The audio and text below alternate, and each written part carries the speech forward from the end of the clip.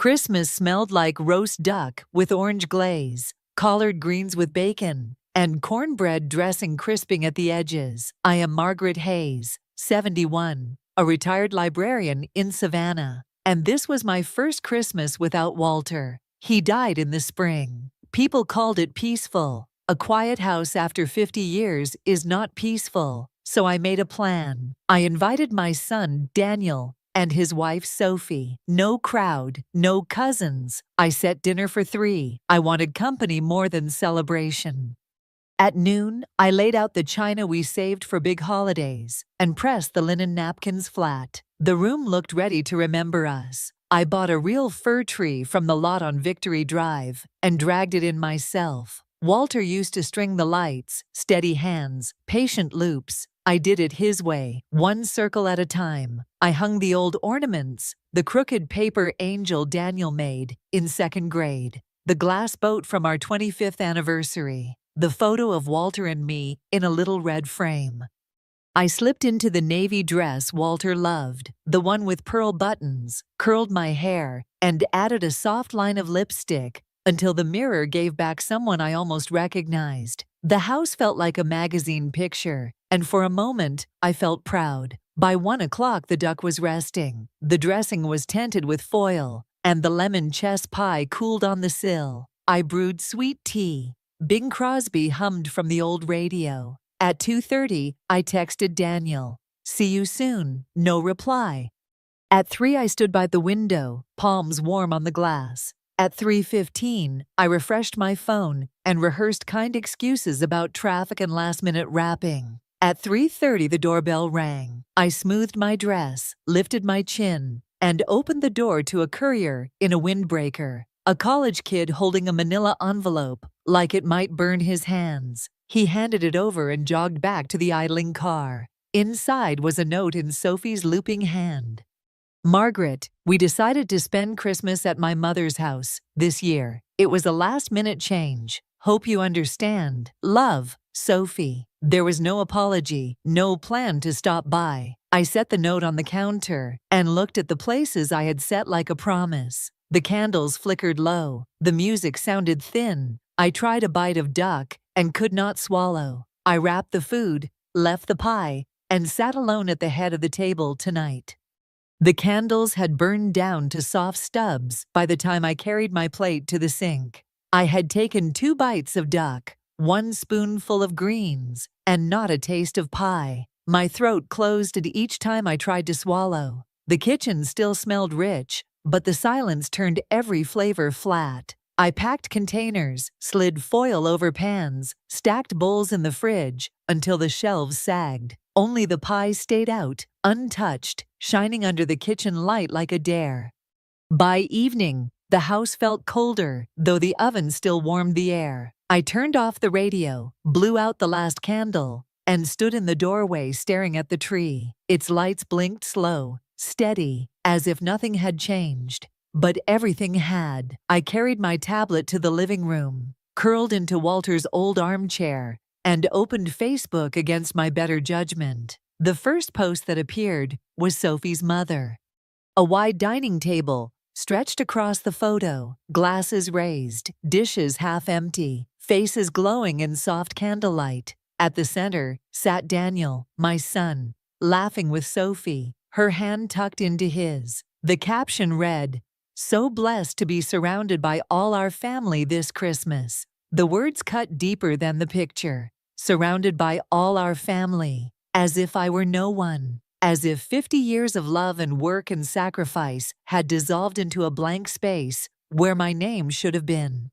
I tapped the screen once, zooming in on Daniel's face. He looked happy, comfortable, as though the empty chair at my table hours earlier did not exist. I set the tablet down, but the image stayed in my mind, burning like a light you cannot turn off. My chest ached. I thought of Christmases long ago, when Walter strung lights on the porch while I baked sugar cookies in the kitchen, when Daniel ran through the halls in his pajamas, too excited to sleep. Walter always read The Night Before Christmas by the fire, Daniel perched on one knee, me on the other side holding his hand. We were a family then, whole. Now the stockings still hung on my mantel. Mine, Walter's, Daniel's. They swung gently in the draft from the fireplace. I should have taken them down after the funeral, but I told myself leaving them meant we were still us. Tonight they looked like reminders of people already gone. I whispered into the quiet, "What did I do wrong?" But the walls did not answer. By 9:41, still no message from Daniel, not even a simple Merry Christmas. I sat with the cold pie and the silence, realizing what I had not wanted to admit. They had not forgotten me. They had chosen to leave me out, and that truth, more than any silence, made the house feel hollow. The morning came gray and cold.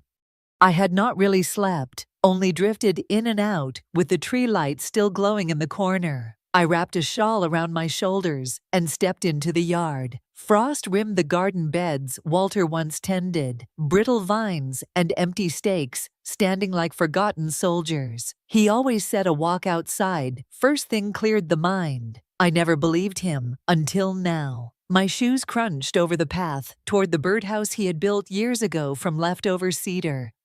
A flash of white caught my eye at its base. Tucked behind the post, half hidden by dried leaves, was an envelope. The paper edges were weathered, but the handwriting was unmistakable. Walter's slanted cursive, steady even when his lungs failed him. He had written only one word on the front, "Margaret." My fingers shook as I opened it. Inside was a single line. "If Daniel ever shuts you out, look in the cedar chest." That was all. No greeting, no closing, no explanation. Just Walter's voice, echoing across the months, reaching me exactly when I felt most erased. I hurried back inside, heart pounding like I was 20 again. The cedar chest sat at the foot of my bed, the one Walter had bought at an auction our first year of marriage. I unlocked it with the small brass key I kept on my dresser. Beneath quilts and photo albums, my hand brushed against a metal box wrapped in cloth. Taped to its lid was another key, heavier, older, brass dulled with time. I carried it to the kitchen table, sat down, and peeled away the tape. The lock clicked open with a sound that seemed louder than the quiet house. Inside lay a stack of papers, folded carefully. On top was a county deed, with my name printed clear. An address stared back at me, Skidaway Island Road, Savannah outskirts, a place I had never heard Walter mention. Beneath the deed was a map, drawn in his hand, a simple line sketch marking the turnoff past a hardware store, then a gravel lane leading to a dot labeled cottage. I traced the ink with my fingertip, breath short. At the bottom of the box lay another envelope, sealed. I opened it slowly. The note inside read, "This key will make sense when you arrive. Trust me, it is yours, it always was. Walter." I sat frozen, brass key heavy in my palm, papers spread across the table.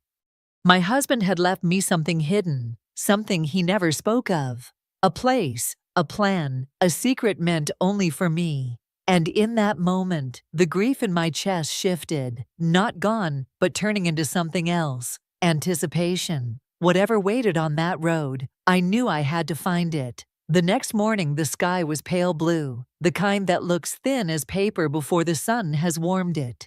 I packed a small bag, slipped the brass key into my coat pocket, and drove out of Savannah toward Skidaway Island.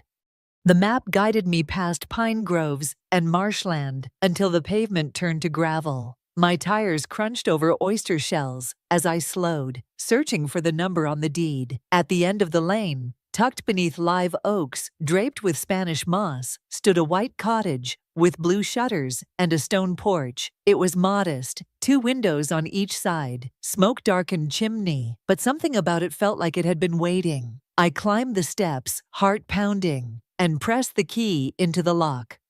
It turned smooth, as if it had been used only yesterday. The air inside smelled faintly of cedar and lemon polish. Furniture filled the rooms, not new, not staged, but familiar. The oak rocking chair Walter had refinished years ago sat in the corner. The patchwork quilt from our old guest room lay folded at the foot of a bed. On the mantel were framed photos, our 35th anniversary, a trip to Tybee Beach, Walter in a rocker holding a mug of coffee. My breath caught. These were pieces of our life, gathered here without my knowing. On the coffee table rested a folded note. My hands trembled as I opened it. "This is yours. In case they forget who you are, remember yourself. Signed only, Walter." My throat closed. I sank onto the couch, the quiet pressing around me. But this silence was not empty. It felt like presence. I wandered room to room. In the kitchen, jars lined the pantry. Labels neat in Walter's handwriting. Rice, flour, sugar. The refrigerator was unplugged but clean. A grocery list was taped to the inside of a cabinet. Bread, eggs, coffee. In the back hall, a closet door opened to reveal a small safe set into the wall. The brass key in my pocket slid into its lock with a click. Inside lay more papers, thick envelopes of deeds and account statements. Each one bore my name, not his, not Daniel's. At the very top was a letter. "If you are reading this, Margaret, it means I feared right. Daniel loves you, but Sophie's voice is louder. I could not risk your future being decided by their plans. Here you have what no one else can touch. Yours, always, Walter." I pressed the letter to my chest, tears spilling, not from loss this time, but from the sharp twist of realization. Walter had seen the drift I had refused to admit. He had built this cottage and these accounts as a shield, as a reminder. My son might have forgotten me, but Walter made sure I could never forget myself.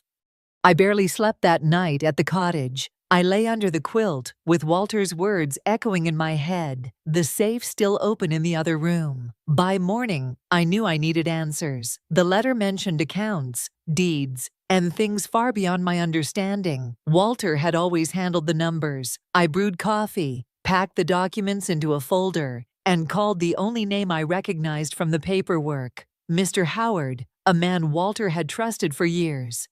He answered on the second ring, voice calm and steady. "Mrs. Hayes, I've been expecting this call." My breath caught. Expecting? He explained that Walter had left instructions. If ever I reached out, he was to meet me in person and bring clarity. We set a time that afternoon. His office was in a low brick building downtown, above a bakery that smelled of yeast and cinnamon. Inside, filing cabinets lined the walls, and framed sketches of lighthouses hung behind his desk. Mr. Howard was older, gray hair neatly parted, suit plain but pressed. He shook my hand with both of his, like a man offering more than politeness. "Your husband was careful," he began, sliding a black folder across to me. 5 years ago, he moved a significant portion of his savings into a private trust. "It is in your name alone." I opened the folder. At the top, bold letters spelled out, "Margaret Hayes, Revocable Trust." The balance made me dizzy. $720,000. Invested, untouched. I whispered, "I didn't know." He nodded. "That was the point. He wanted you to be safe, without interference. He feared Daniel might try to assume control one day." My stomach turned. Mr. Howard then laid out more pages, records of money requests, each one from Daniel. The first, years ago, was small, a few thousand for a remodeling startup. Walter agreed then. But the requests grew. $75,000 in 2016, another attempt in 2019 under Sophie's name for a boutique property, each denied. Finally, he slid a copy of a check across the desk. My name was on it, but the handwriting was wrong. "This was cashed for $20,000, he explained, marked for home updates. Walter had it examined. The signature was forged. The air left my lungs.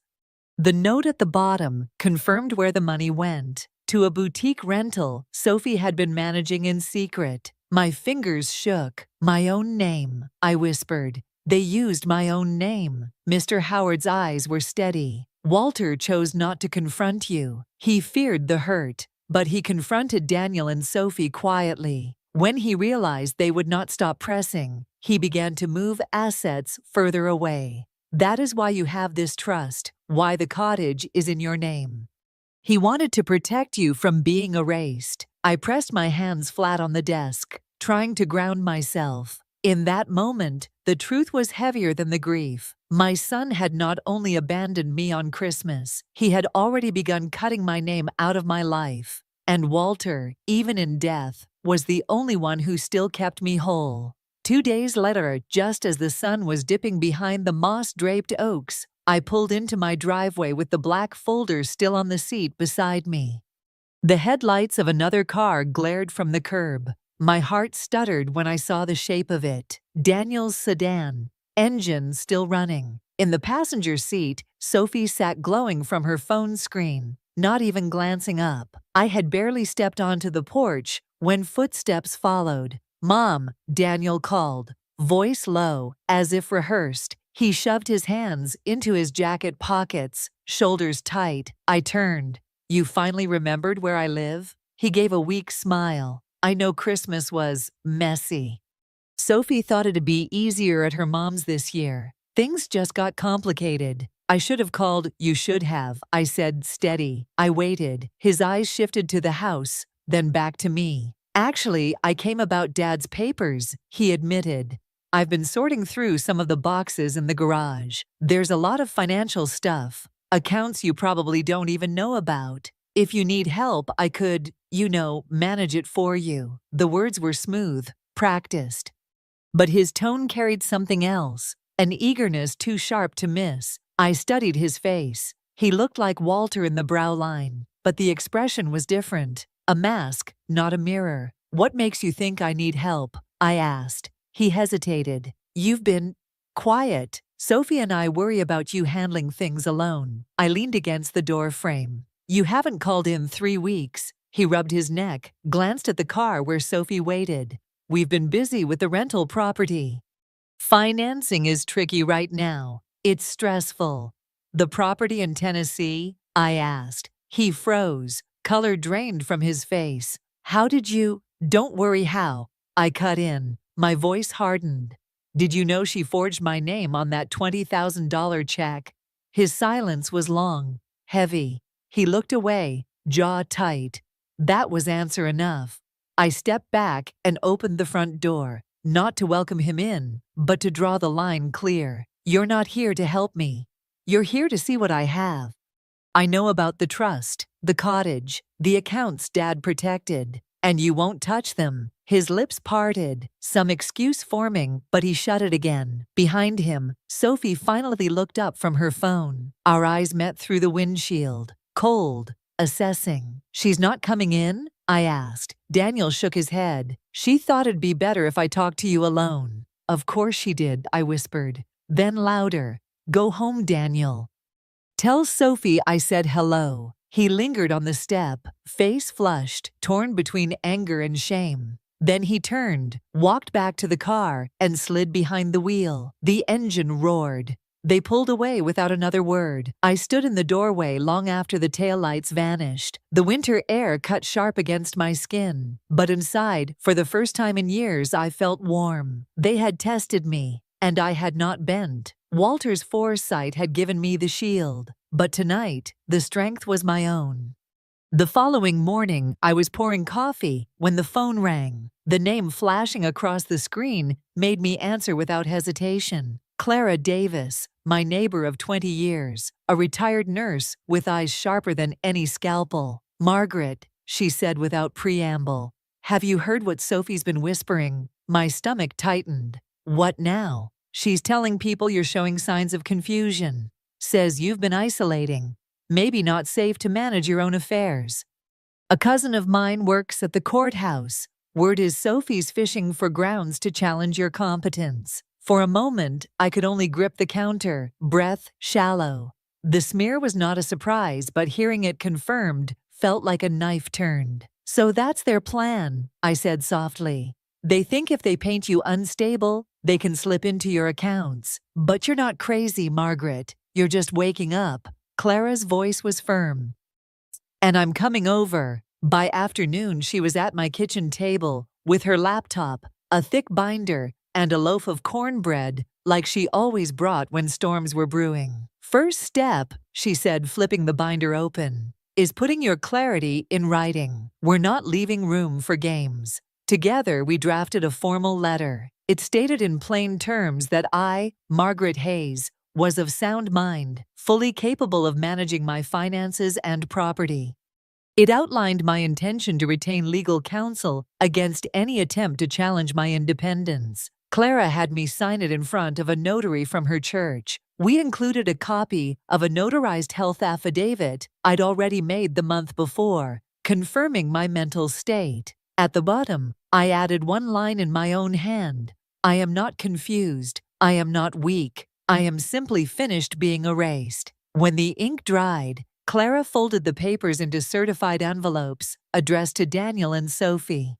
She looked at me, eyes glinting. There. They can't claim they weren't warned. I stared at the outgoing letters, the bold strokes of my signature, like a banner across the page. My chest felt lighter, almost fierce. I'm done begging to be loved, I said aloud. Say it again, Clara urged. I did, and the sound rang through the quiet house like a bell.